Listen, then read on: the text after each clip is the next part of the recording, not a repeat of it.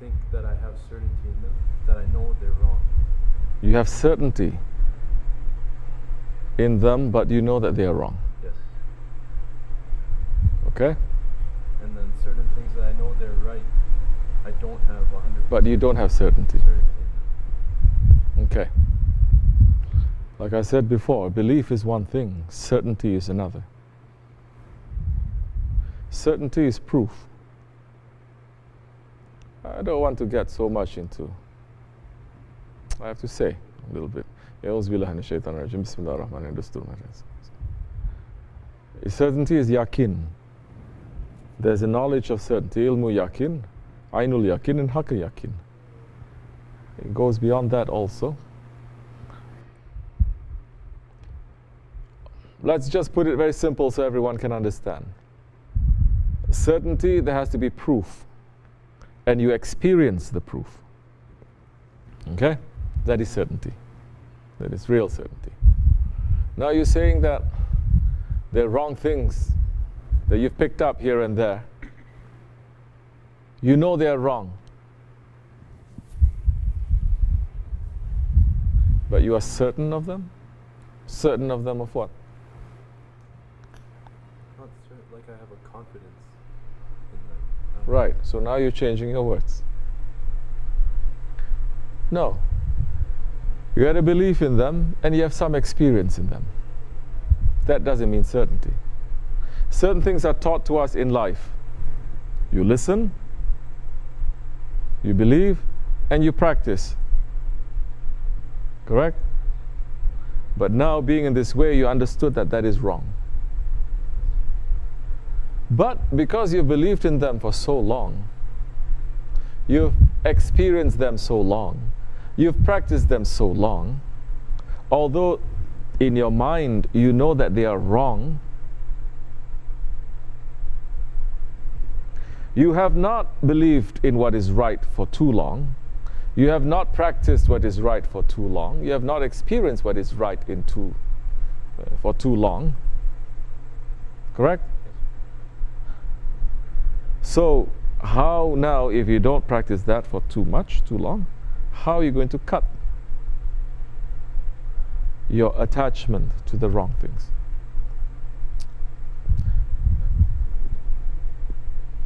Islam came in 23 years. 23 years. How many times have you heard me say that? 23 years. Prophet ﷺ came to bring Islam. He could have done it in 23 days. It is not impossible. It's possible for the Prophet ﷺ. He could have done it in 23 hours. But he didn't. The Quran was revealed in 23 years. Only after 23 years the ayat was given, today I have completed your religion for you and I have chosen al-Islam as your religion. 23 years. Haqq, Prophet ﷺ is showing us, Haqq came and it took 23 years for it to really establish itself and to produce some results. He could have done it just like that. The Quran could have just come down as one book, just like that in one day, one moment, as it perhaps came to the earlier prophets.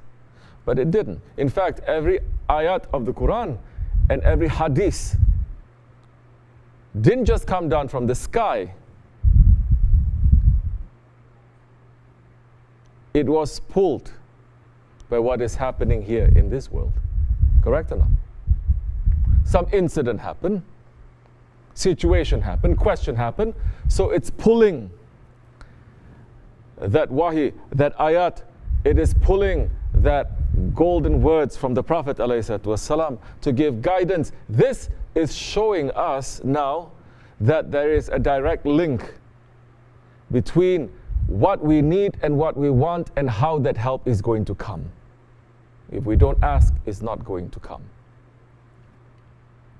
This is the divine protocol. And different times, different wants, different questions. Different time, different needs, different questions. And each time the answer, although it may seem like it is the same, it is maybe opening itself up more and more to fit into that situation. Correct? If I asked you, what makes you happy when you are 15 years old, it must be different by the time when you're 50 years old. Same question. But the answer, it is different.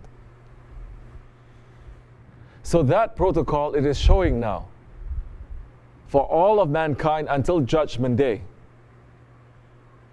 If you want your situation to change, you have to ask. First, you have to see that there is a need for it to change, and that change is going to be what? All at once? No.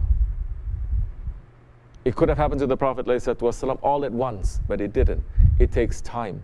Tariqat, spirituality, takes time. Those who are thinking they're coming for a quick fix, that is not Islam, that is not in Tariqat. If you want a high, to feel a good feeling, that's different. That one you may get just like that, but it will also disappear just like that. Because Sahaba Kiram, they were not just there for the high, they were there to change. They were there, they had believed, they had practiced, they have experienced the Jahiliyyah. And they left that, not in one day. Prophet ﷺ is showing some, according to their stations, right away. Some, it takes a little bit longer. Some, they have to wait for the Prophet saying something before they change. Some, they have to wait until Allah says something, then they change.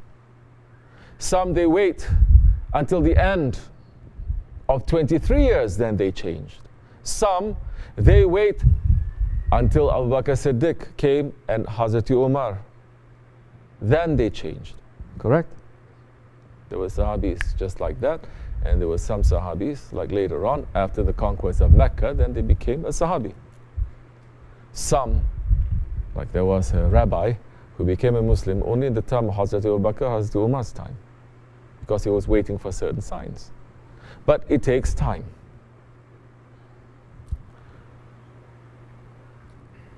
So our Jahiliyyah, we don't want to say that Sahaba Kiram, they went through Jahiliyyah. It is bad manners. Our Jahiliyyah now, if it took us, say we met Shaykh Effendi when we were 30 years old, like this, like that, say we really come into responsibility, 16 years old, so 15 years, say. We were just running with our ego, of listening to other people's egos and shaitans, and it took 15 years. 15 years of that. It's going to take some time for that 15 years that took root in us, for it to go. Okay? How fast it's going to go, it is according to your submission. How fast that disease, that cancer, that tumor, that bacteria is going to go is according to your submission to the doctor. Which means that sometimes it is very easy. But sometimes if you want to change quicker, it's going to be difficult.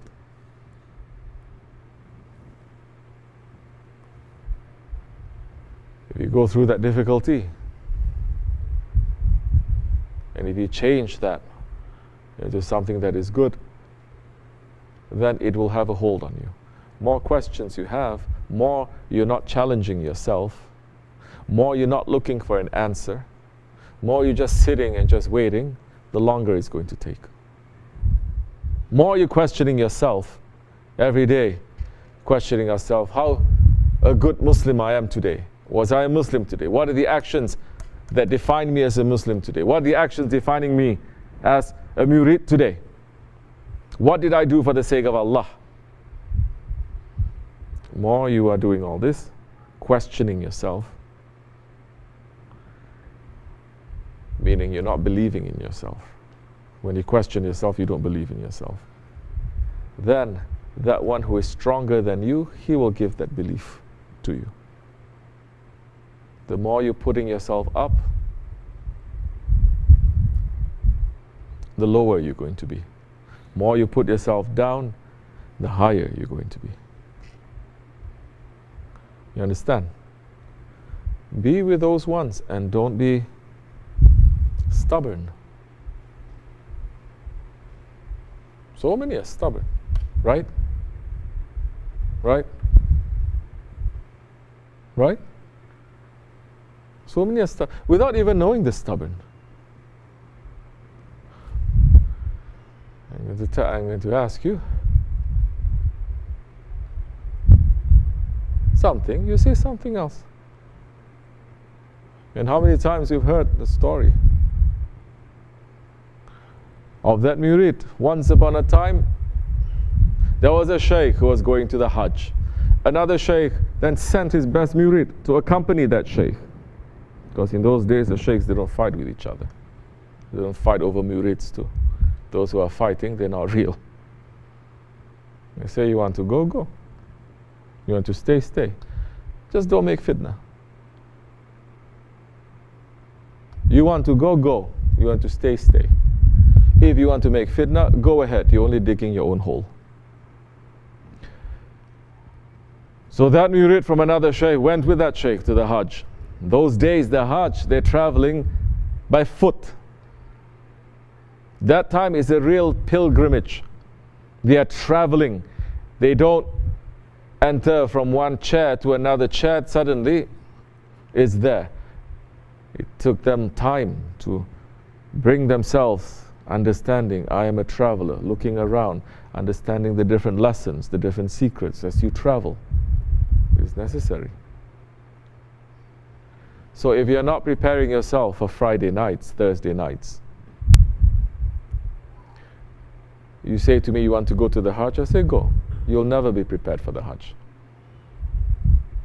You don't know. You think preparation is just cutting a ticket, putting on clothes, and saying labbaik? It is something else. If you're not changing whatever that is inside. It took them a long, long time to reach there. In that journey, the Shaykh did not speak a single word to him. Nothing. So the murid now has to watch everything which the murid is supposed to be. Watching and observing. And so many times, to be a real observer, you cannot put yourself there, correct? If you put yourself there, you're not observing. You have to pull yourself back. And you have to just let things happening, and you learn. These days, murids are not even observing anything. Because if you observe, you say, this is my role model, you're going to do. You're not going to do something else. That means you're not observing.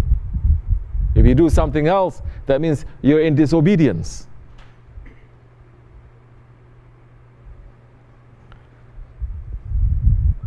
When they were coming back, the Shaykh didn't say anything. When they were nearing to their destination, the Shaykh turned to that murid, which that murid now, without any verbal sign, he must serve that Shaykh. He must know what the Shaykh is needing. He must run to serve, because there is a murid. Without you think that is easy? Well, those were murids. We cannot call ourselves, not you, not me. They were understanding. Hearts were speaking. From a look, the murids, they know, they understand, and they change.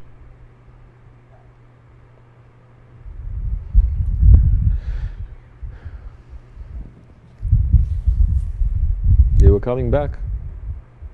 Then the Shaykh finally said something. He turned to the murid and he says, what is your name?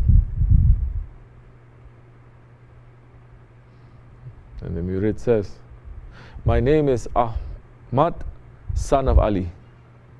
Let's say.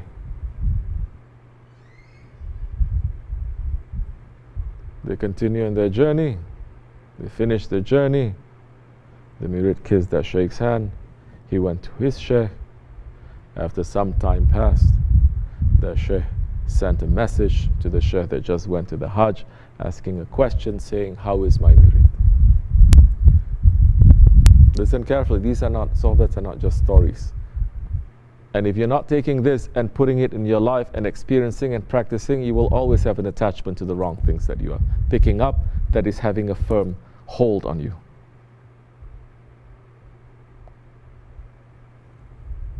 The Shaykh is saying, how is my murid? That Shaykh who went to the Hajj says, he is good,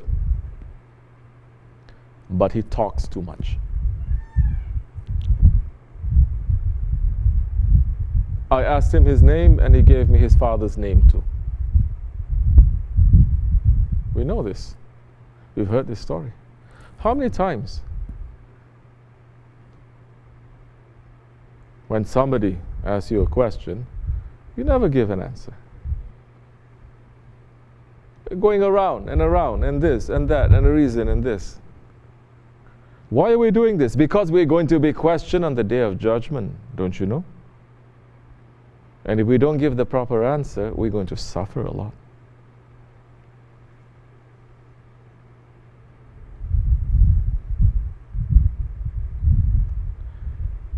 Very few can just listen. Because they listen, they start questioning. They listen, they start thinking. They listen. Very few can just be present like a dead body and just listen. There's so much activity going on there. Yes, when you're not preparing yourself, you're still bringing the dunya inside. Physically, you are here. Understand?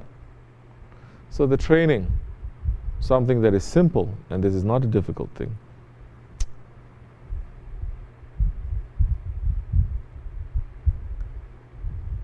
To say what is necessary, not to be busy with Malayani.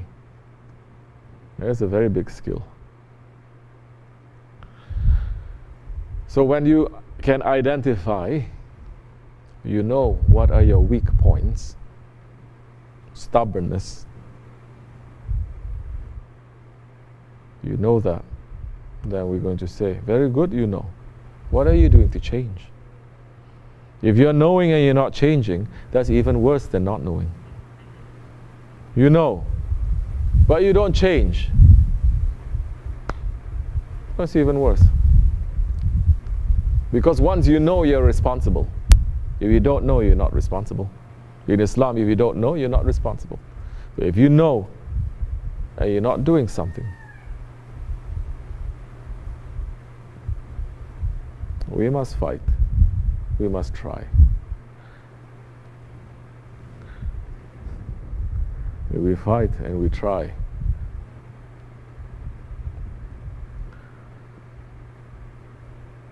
That time it is a holy struggle. And if we die when we are fighting and trying, we will die a holy death. But for those who are doing work, you don't have too much of the luxury to say, well, I'm just trying. No. Those who go to the next station, you cannot just try. You have to succeed. Person who doesn't know too much construction, we say built chicken coop, they built it, it's broken here and there. They says, well, I try. We say it's okay, because it's only a coop. Now, if you're building a whole building for people to live in and to stay in, and you build it and it's broken here and there, you cannot say, I just try. You tell me to try and this is the best. You cannot, because now you have a bigger responsibility. That's why people who have big responsibilities, they don't say it's no longer I try, they say I have to do it. It's not perfect, but I have to do it. And if it's not perfect, I'm going to try to find a way to make it better and better. They don't give any excuses. Correct? Everybody going to work. Go to work. Next day, don't go to work. Next day, go to work. Next day, come late to work. When your employer asks you why, you say, well, I try my best. This is the best that I can do. You think that will fly? You think in the dunya with that kind of attitude, and if it's going to be accepted, then why we think that in akhirat it is so cheap and it's so easy?